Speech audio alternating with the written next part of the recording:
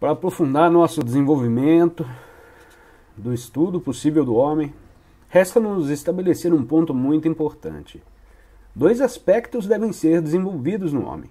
Dito de outro modo, seu desenvolvimento deve efetuar-se simultaneamente em duas linhas.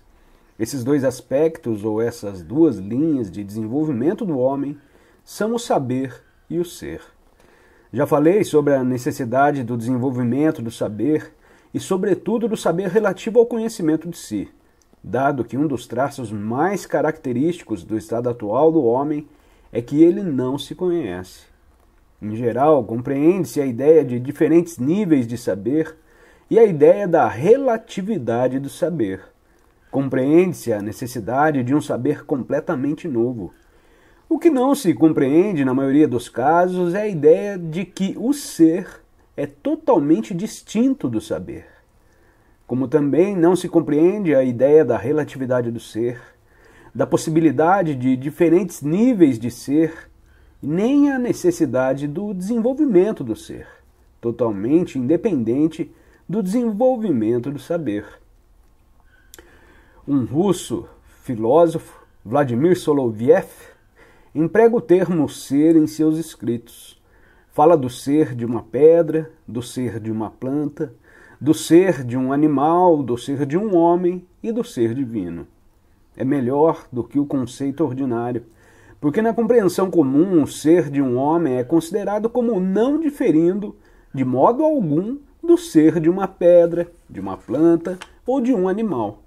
Do ponto de vista comum, uma pedra, uma planta ou um animal são ou existem exatamente como um homem é ou existe.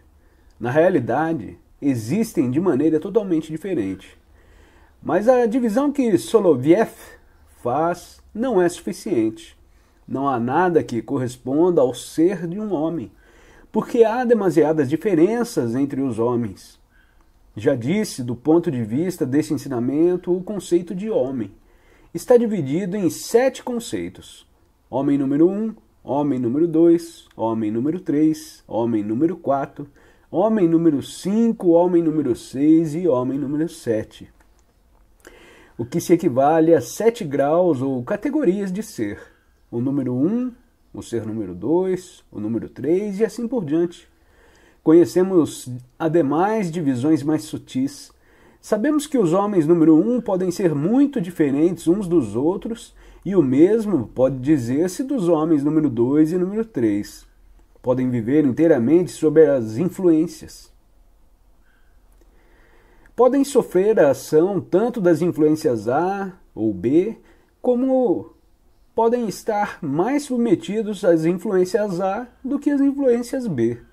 Podem ter um centro magnético, podem ter entrado em contato com a influência de uma escola ou influência C. Podem estar a caminho de se tornarem homens número 4. Todas essas categorias representam diferentes níveis de ser. A ideia do ser estava no próprio âmago da concepção religiosa do homem e todas as demais classificações do homem eram consideradas de pouca importância em comparação com essa. Os homens eram divididos de um lado em descrentes, infiéis ou heréticos, e de outro verdadeiros crentes, justos, santos, profetas e assim por diante. Todas essas definições visavam não a diferenças de ponto de vistas e de convicções, isso é, não ao saber, mas ao ser. No pensamento moderno ignora-se tudo sobre a ideia de ser e dos diferentes níveis de ser. Ao contrário, imagina-se que quanto mais divergências e contradições houver no ser de um homem, mais brilhante e interessante ele poderá ser. Admite-se em geral, embora tácita, e às vezes até abertamente, que um homem pode viver na mentira, pode ser egoísta, covarde, extravagante e perverso, sem que isso o impeça de ser um grande sábio, um grande filósofo ou um grande artista. Evidentemente, isso é impossível.